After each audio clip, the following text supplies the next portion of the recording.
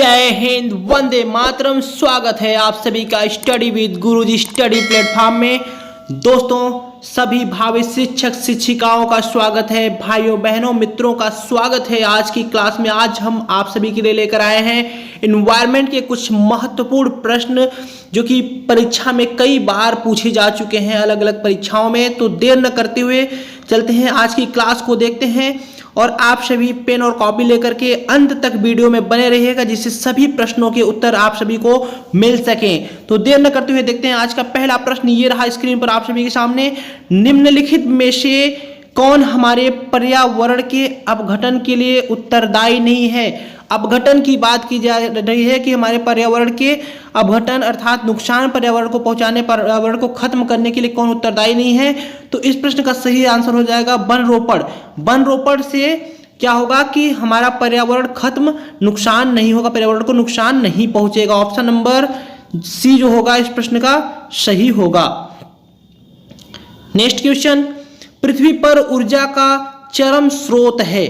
पृथ्वी पर ऊर्जा का चरम स्रोत की बात की गई है, सबसे बड़े स्रोत की बात की गई है। तो सबसे बड़ा स्रोत क्या है? सूर्य है। सबसे बड़ा ऊर्जा का स्रोत जो है सूर्य है। ऑप्शन नंबर बी इस प्रश्न का सही हो जाएगा। अगला प्रश्न ये रहा इसके ऊपर।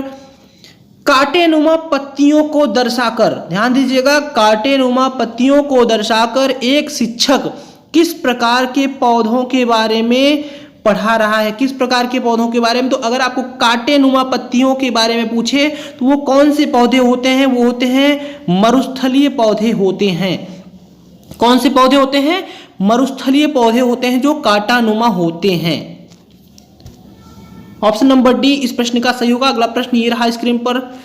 निम्नलिखित में से कौन सी पक्षी स्वयं के नीड़ का निर्माण नहीं करती, स्वयं के घर का निर्माण नहीं करती, स्वयं के घोंसले का निर्माण नहीं करती? यह पूछा गया है इनमें से कौन सी पक्षी का? तो कौवा भी करता है, गौरैया भी करता है, बुलबुल भी करता है, जबकि कोयल एक ऐसी पक्षी है जो कि अपने नीड़ अर्थात घोंसले का या घर का निर्माण नहीं करती है, दूसरों के घोंसले में अपने अंडे को रख देती है।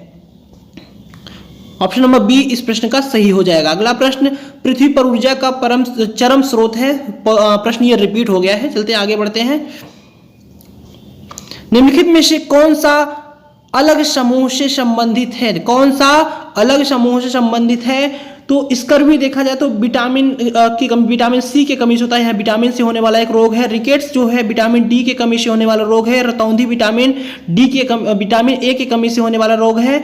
तो आप यहाँ पे देखिए विटामिन सी और रिकेट्स विटामिन डी, रतौंधी विटामिन ए, तीनों जो है विटामिन की कमी से होने वाले रोग हैं। जबकि रेबीज की अगर हम बात करें तो रेबीज कुत्ते के काटने से होता है। यह एक वायरस जनित रोग है। ऑप्शन नंबर डी इस प्रश्न का सही हो जाएगा। नेक्स्ट। अवलोकन प्रयोग ...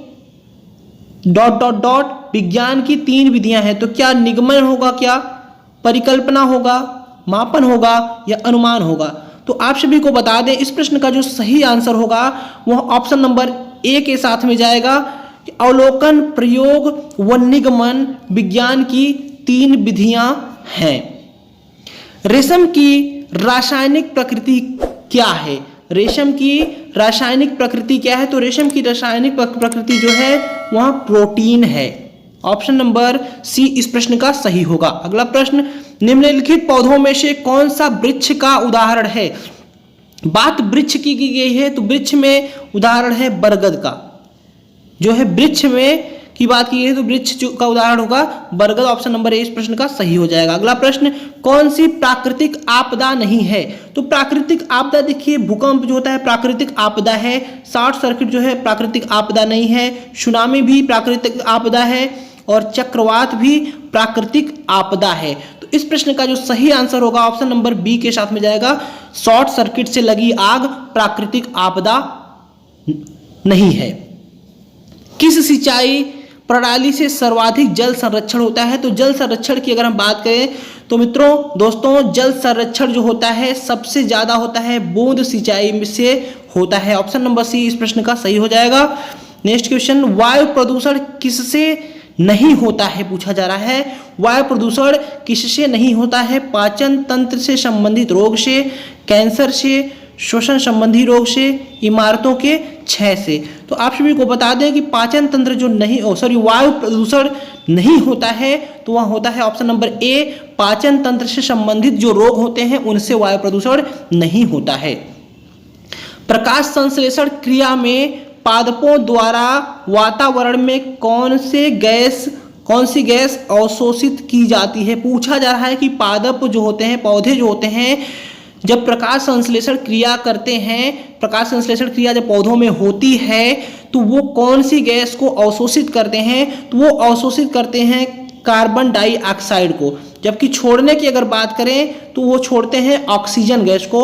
ऑक्सीजन जो होता है इसको छोड़ते हैं, ऑक्सीजन गैस को। जबकि अवशोषण की बात की गई, अवशोषित की बात की गई है, तो यहाँ पे ऑप्शन नंबर सी इस प्रश्न का सही हो जाएगा। अगला प्रश्न, निम्नलिखित में से कौन से पक्षी के नर व मादा दिखने में समान होते हैं? कौन सी पक्षी के नर व मादा दिखने में समान होते हैं? तो पक्षी होती है बुलबुल। बुलबुल पक्षी के नर व मादा देखने में समान होते हैं। नेक्स्ट क्वेश्चन, निम्नलिखित में से किस वनस्पति के बीज हम खाते हैं? बात बीज के खाने की हो रही है। किस वनस्पति के बीज की खाते हैं? तो हम जो होता है मूंगफली जो होता है उसके हम बीज को खाते हैं। नेक्स्ट क्वेश्चन, निम्नलिखित में से कौन सा ऊर्जा का वैकल्पिक स्रोत है? वैकल्पिक यहाँ पर आप देखिए तो लिथियम बैटरी जो है यह कृत्रिम स्रोत है, सोडियम लैंप कृत्रिम स्रोत है, जल ऊर्जा जो है क्या है? वैकल्पिक स्रोत है, जबकि एलईडी भी क्या है? कृत्रिम स्रोत है। तो इस प्रश्न का सही आंसर होगा option number C. Next question, ये रहा स्क्रीन पर आप सभी के सामने। निम्नलिखित में से विषम को चयनित कीजिए। विषम की बात है तो सौर ऊर्जा, पवन ऊर्जा, ज्वारीय ऊर्जा, ये सब क्या है? ये सब नवीकरणीय ऊर्जा है, प्राकृतिक ऊर्जा है। प्राकृतिक यहाँ पे देखिए गैस की बात की गई है, एक गैस की बात की गई है, तो गैस क्या हो जाएगा? इन सबसे भिन्न हो जाएगा। गैस क्या हो जाएगा? इन सबसे भिन्न हो जाएगा। तो इस प्रश्न का सही आंसर ऑप्शन नंबर डी होगा। नेक्स्ट क्वेश्चन, निम्नलिखित में से कौन सी खुराक में प्रोटीन अधिक में नहीं है? पूछा जा रहा है कि इनमें से जो ऑप्शन दिए हुए हैं इनमें से किसमें प्रोटीन अधिक नहीं है? तो पनीर में अधिक होता है प्रोटीन, दाल में भी होता है, मांस में भी होता है, जबकि घी में क्या होता है? वसा होती है। घी में क्या होता है? वसा होती है। तो ऑप्शन नंबर सी इस प्रश्न का सही हो जाएगा। अगला प्रश्न, निम्नलिखित में से पूछा जा रहा है श्रमिक मधुमक्खी अन्य मक्खियों को भोजन के स्रोत की दिशा कैसे ज्ञात कराती हैं? बहुत ही महत्वपूर्ण प्रश्न है। मधुमक्खियों से सीटेट में कई बार पूछा गया है प्रश्न। तो मधुमक्खियां जो होती हैं वह अन्य मधुमक्खियों को किस प्रकार बताती हैं भोजन के बारे में? तो वो एक प्रकार से वो विचित्र प्रकार का एक नृत्य करती हैं जिससे अन्य मधुमक्खियां पहचान जाती हैं। इस प्रश्न का सही आंसर जो हो जाएगा ऑप्शन नंबर बी हो जाएगा। अगला प्रश्न, किस विटामिन की कमी से रक्त का थक्का नहीं जमता? पूछा जा रहा है। तो रक्त का थक्का नहीं जमता विटामिन के की कमी से नहीं जमता। विटामिन बी की अगर बात करें तो वेरी रोग होता है, इससे शरीर में कमजोरी आ जाती है। विटामिन डी से हड्डियां कमजोर होती हैं। विटामिन ए से आंख से संबंधित बीमारी होती है। रतौंधी इसी विटामिन की कमी से होती है। नेक्स्ट क्वेश्चन, विश्व पर्यावरण दिवस कब मनाया जाता है? तो विश्व पर्यावरण की अगर हम बात करें तो 5 जून को मनाया जाता है। पहली बार जो विश्व पर्यावरण दिवस मनाया गया था तो 5 जून 1973 को मनाया गया था। पर्यावरण दिवस की बात करें तो विश्व पर्यावरण सम्मेलन 1972 में हुआ था। 5 जून से 16 जून के बीच स्टॉकहोम स्वीडन में हुआ था। यह 5 जून से 16 जून तक चला था, जो कि उसी दिन 5 जून को विश्व पर्यावरण दिवस के लिए मान्य किया गया था। तो विश्व पर्यावरण दिवस तब से 5 जून को मनाया जाने लगा। अर्थात कि जो पर्यावरण सम्मेलन हुआ था जिसे स्टॉकहोम सम्मेलन के नाम से भी जानते हैं, 5 जून से 16 जून तक चला था। तो नेक्स्ट ईयर 5 जून से विश्व पर्यावरण दिवस मनाया जाने लगा। उम्मीद है आप सभी समझ गए होंगे प्रश्न को। आंसर इसका ऑप्शन नंबर ए इस प्रश्न का सही हो जाएगा। तो दोस्तों आज की वीडियो में बस इतना ही। वीडियो कैसी रही कमेंट जरूर करिएगा और पसंद आई है तो वीडियो को लाइक कर दीजिएगा, दोस्तों के साथ शेयर जरूर करिएगा और अगर अभी तक चैनल को सब्सक्राइब नहीं किया है तो चैनल को सब्सक्राइब कर लीजिए, जिससे हमारे चैनल पर आने वाले इंपॉर्टेंट वीडियो के नोटिफिकेशन आप सभी को मिलते रहें। तो इसी के साथ आज की क्लास को हम यहीं पर रोकेंगे। उससे पहले आप सभी को बता दें कि प्रतिदिन शाम 7:30 बजे स्टडी विद गुरुजी के साथ आप सभी लोग बने रहिए। प्रतिदिन शाम 7:30 बजे आप सभी को यहाँ पर एक क्लास मिलेगी। आप यहाँ से वीडियो देख करके प्रश्नों को नोट कर सकते हैं और हमारे टेलीग्राम चैनल को ज्वाइन करके वहाँ से आप PDF प्राप्त कर सकते हैं। तो थैंक यू सो मच। आज की क्लास को यहीं पर रोकते हैं। जय हिंद, जय भारत।